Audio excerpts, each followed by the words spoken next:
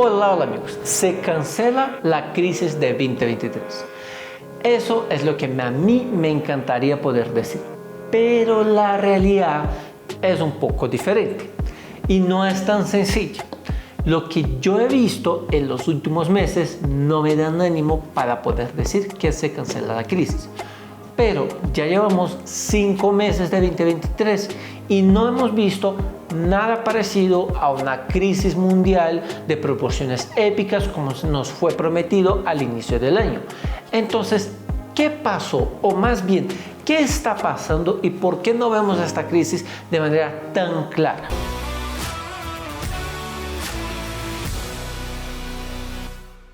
Yo ya hablé de esta crisis del 2023 en un video en marzo de este año. Dejo acá el link para que ustedes puedan verlo.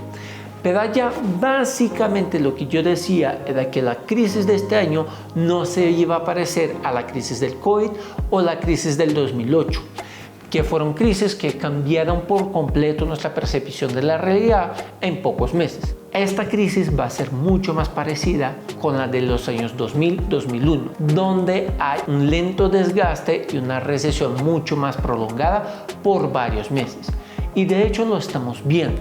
Aún no está tan aparente, pero sí lo estamos viendo. Un ejemplo es el mercado de acciones. Si tomamos el índice más grande del mundo, que es el S&P 500, que son las 500 acciones americanas más grandes, básicamente vemos que ha subido más de un 5% en el año.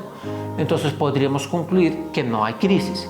Pero si vemos las acciones medianas y pequeñas, que hay otro índice llamado el Russell 2000, este índice va cayendo un 2%. Entonces es un poco raro, porque si estuviéramos en un mercado que estuviera creciendo así sin límites, veríamos todas las empresas, no solamente las grandes, creciendo.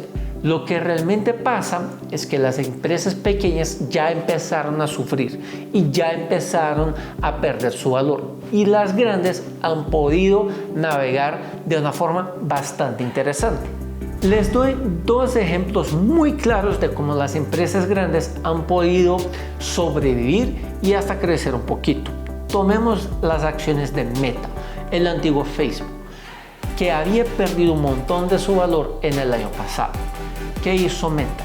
Meta no ha crecido sus ingresos de manera exponencial, pero sí logró reducir el número de ingenieros y personas trabajando en su compañía de manera fuertísima.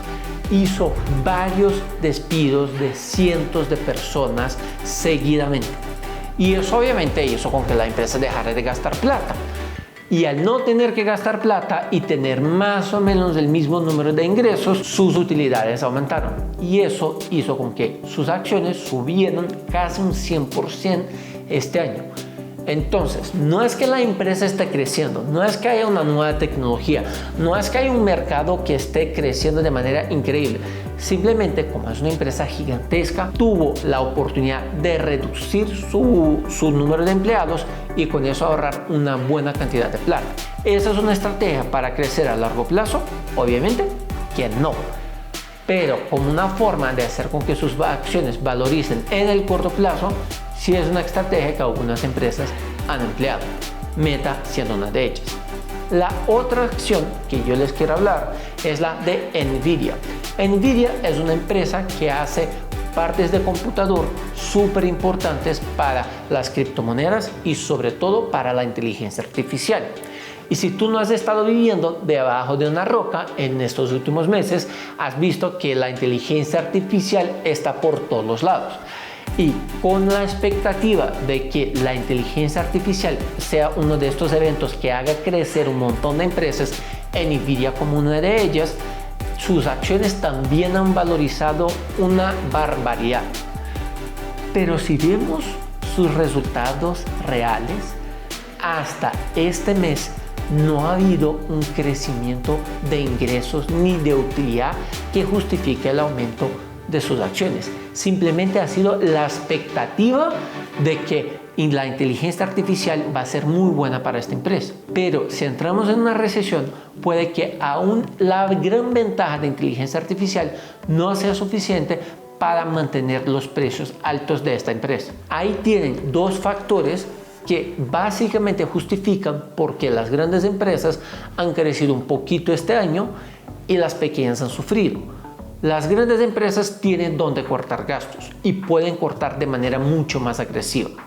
Y dos, las grandes empresas pueden invertir o pueden decir que van a invertir mucho dinero en nuevas tecnologías y nuevas cosas que crean una expectativa de crecimiento. Pero ni las grandes empresas ni las pequeñas empresas han demostrado buenos resultados a punto de justificar una subida de sus acciones.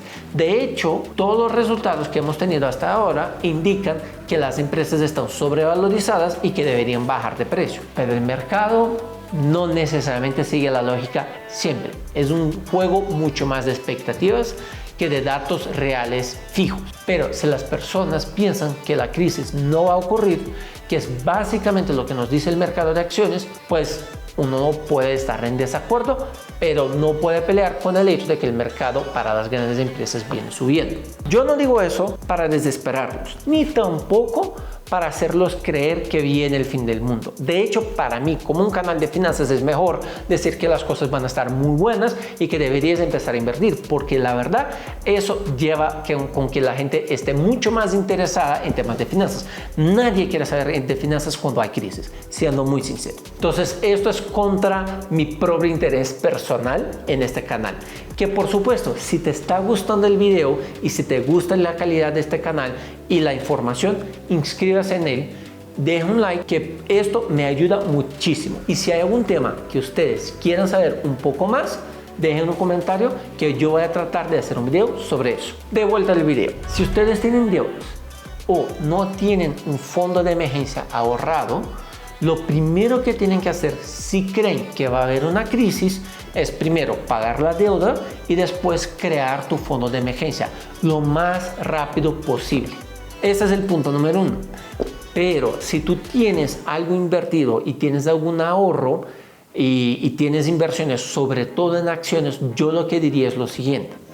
Si tú tienes una acción que no estás 100% confortable de tenerla a largo plazo, yo revisaría mi posición en acciones. Es decir, si tú estás haciendo trading y quieres tener esa acción por algunos meses porque crees que la acción se va a valorizar, yo trataría de reducir este tipo de estrategia, invertiría más a largo plazo. Y este dinero que estás dedicando a estas acciones más riesgosas y estas inversiones más especulativas, yo la guardaría, la dejaría en una inversión bastante segura, porque yo creo que con una crisis a corto plazo, pues vas a tener mejores opciones en un muy corto periodo de tiempo. Amigos, espero que este video les haya dado una claridad de lo que está pasando en el mundo, sobre todo con relación a la crisis. No es que no exista, sí existe, pero las pequeñas empresas lo están sufriendo mucho más, sobre todo las empresas que necesitan financiamiento de bancos.